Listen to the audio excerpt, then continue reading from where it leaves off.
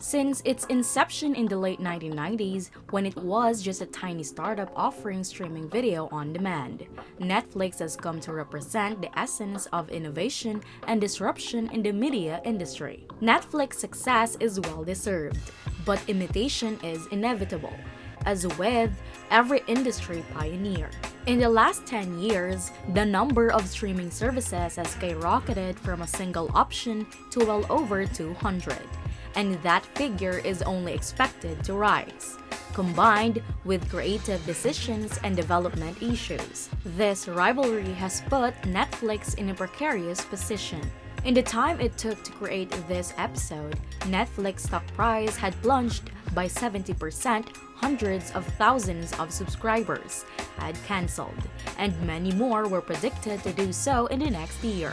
In this segment, we'll look back at Netflix's meteoric rise, discuss its stumbles, and speculate on the streaming giant's future. There's a lot of intrigue around the origin of Mark Randolph and Reed Hastings' Netflix proposal. The first spark was Reed Hastings' annoyance at paying $40 to return a VHS tape to Blockbuster because he was late. Since he was a mathematician, computer scientist, and businessman, he was confident that he could devise a solution. Mark Randall and Reed Hastings founded Netflix in 1997. Later, when Reed and Mark shared a ride, the two brainstormed their methods for transporting goods through the internet. They determined that VHS cassettes were too fragile and pricey, so they opted for DVDs, which were brand new then. As a result of a successful trial run in which DVDs were sent to the founders, they decided to expand on the concept and launch what would eventually become Netflix. It's interesting to note that in 2000, when Netflix first contacted Blockbuster with the $50 million offer, Blockbuster saw it as a joke and promptly laughed Netflix out of the building. John Antioco, CEO of Blockbuster, thought the entire dot-com business was exaggerated. However, Netflix persisted in its expansion, and by 2004, Blockbuster had come to terms with its earlier failure and was offering its own DVD rental business. Blockbuster was a firm that fell victim to bad management and too much debt in 2007. In the same year, broadband internet became more widely available. Netflix shifted its focus to streaming video online. This decision was brilliant, and the business flourished as a result. Remember that using streaming platforms to watch TV and movies at home was groundbreaking in the late 2000s and early 2010s. Netflix was a pioneer in the digital entertainment industry. They had a considerable head start, making them the first and only successful streaming network that offered content from a broad range of studios. High-quality information was plentiful, so consumers were ready to pay for it. The dawn of a new age in media consumption when Netflix's monthly fee of $8 compared to cable's $50 seemed like a bargain. Customer expectations were altered as a result of Netflix's business approach. Free-to-air television with commercial breaks becomes unpleasant. Netflix started expanding and didn't waste any time going global. By 2010, it was accessible in the US, Canada, Latin America, and the Caribbean. By 2012, it had found its way to the UK and Australia, making the bloated, once monopolistic paid television corporations seem quaint. Soon after, critically acclaimed original shows including Orange is the New Black, House of Cards, Black Mirror, and Stranger Things debuted on Netflix. The significance of this event for shoppers, especially those outside the United States, cannot be overstated. What do you think of the video so far? We would love to hear your thoughts on Netflix history in the comments section. Hopefully, you're enjoying the content. If you want more videos like this one, remember to give these videos a thumbs up and subscribe to the channel. Now, let's go back to the video. It is easy to understand why Netflix has been so successful when you consider that Blockbuster was once the primary competitor of Netflix, and that neither business exists today. Netflix was the company that welcomed change and led a movement of disruption. whereas Blockbuster failed to adapt to changing customer preferences and market conditions. It is only possible to be innovative and successful for a long time with others taking notice of your idea.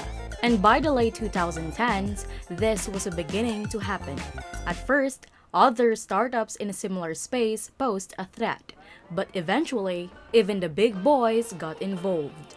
Companies with endless resources have launched their own $5 monthly streaming services over the last several years.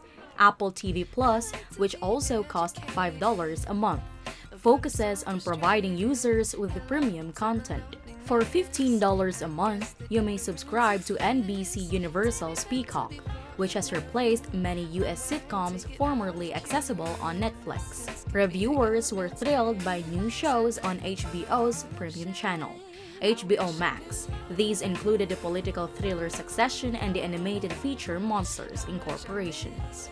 People finally put their disillusionment with Netflix to rest with the introduction of Disney Plus. This streaming service features original content based on Marvel properties, television shows, and movies. The price per month was $12. Before we go any further, it's essential to know that a standard Netflix subscription costs close to $16 a month. At this juncture in the story, Netflix was still at the top of its game despite the arrival of new rivals. And it was poised for even greater success as a result of an impending Chinese event of unprecedented scale. Netflix, like most other streaming services, had a dramatic increase in users during the first stages of the pandemic. Throughout 2020 and into 2021, Netflix attracted tens of millions of new customers and became the darling of the stay-at-home stock market. Midway through 2021, Netflix was still gaining subscribers. But as vaccines were distributed and the pandemic subsided, consumers returned to their everyday lives, and Netflix faced a crisis. Consumers had over a year to try out all the different services and decided which ones to keep and which ones to cancel. Consumers spent over a year trying out other services to learn their pros and cons and make informed decisions. The decline in Netflix membership growth and the theft of the company's intellectual property leads to the same conclusion. By the middle of April 2022, Netflix would face its last hour. Numerous investors abandoned Netflix. The original forecast projected growth of 2.5 million members. Still, people later discovered that the service had lost 200,000 users worldwide in the previous quarter, and one expected that it would lose millions more users in the next quarter. The statement caught investors off guard, and as a result, the stock price dropped by 35% almost immediately. For the first quarter in a decade, Netflix saw fewer subscribers leave than join. Investors worried the peak might have been achieved when the company's worth plunged by $50 billion overnight. Anxious shareholders started to question whether Netflix had finally realized its full potential. Putting a billionaire's name on a stock like that likely led many investors down with him. While the billionaire acknowledges that the core concept of Netflix business is straightforward, they admit that recent events have shaken their faith in accurately anticipating the company's future. As of the end of April 2022, Netflix value has dropped by nearly 70% from its all-time high. Certain shareholders and investors in Netflix are so upset and angry that they have taken legal action against the streaming giant. According to the shareholders, Netflix management deceived them about its financial situation. They pointed to increasing competition, people returning to work, the firm leaving Russia, and password sharing across households, which they didn't mind initially. All of these are reasonable points, but they need to tell the complete story of Netflix. Netflix has attributed its subscriber decline to several factors. They mentioned increasing competition due to people going back to work, the firm leaving Russia, and household password sharing as the reasons. When competing with innovative services, Netflix can't rest on its loyal user base's comfort with the traditional Netflix interface and catalog. There's a lot to watch on Netflix, but it should be easier to find the remarkable things among all the clutter. Netflix original shows were groundbreaking when the service first launched, but production has since slowed significantly. Furthermore, it appears that Netflix users are growing wary of having their favorite new shows canceled after only 1 or 2 production seasons. Others have complained that there needs to be more focus on political themes in recent content, which is rarely successful in any medium. Netflix pricing structure further contributes to the issue by increasing the frequency with which prices are raised. For instance, in 2014, a regular Netflix membership was only $9 per month, but now it's closer to $16. This is making Netflix more out of reach for many families. Consumers have less disposable income to spend on frivolous items like Netflix due to increasing inflation and interest rates. Ultimately, the question is why viewers will pony up more money for deteriorating material, mainly if it means losing access to series they like. For the time being, the Netflix HD option is the most costly streaming service, which is entirely unreasonable in the present market climate. The fact that commercials have confirmed the company would provide a cheaper option makes matters worse. Ironically, this is turning Netflix into the same tired viewing experience that viewers avoided in the first place. Reed Hastings, CEO of Netflix, admitted as much in an investor interview last month.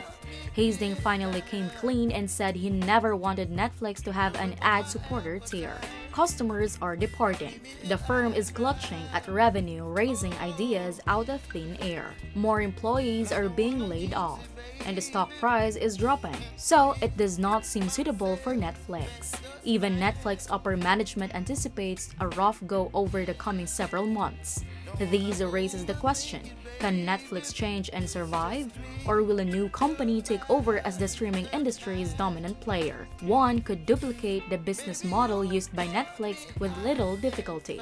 It's not entirely out of the question, but something else is happening here. We may be in a situation similar to 1983's video game crash and are about to experience a streaming crash. The market may be crowded and unsustainable because customers are stretched too thin among the many available alternatives. This was clear in the prior episode when CNN's streaming platform completely crashed. We may now be immersed in a little streaming bubble without even realizing it. Netflix may have had its day in the sun, reached its peak of profitability, and any new changes to increase it will result in more subscribers dropping. This could take some time to play out. And in a twist of irony, we may one day be comparing Netflix to Blockbuster. That's all for today. So, what do you think of the narrative behind our beloved Netflix? Let us know in the comments. If you enjoyed this content, remember to give this video a thumbs up, share, and subscribe if you still need to. See you at the next one, and cut!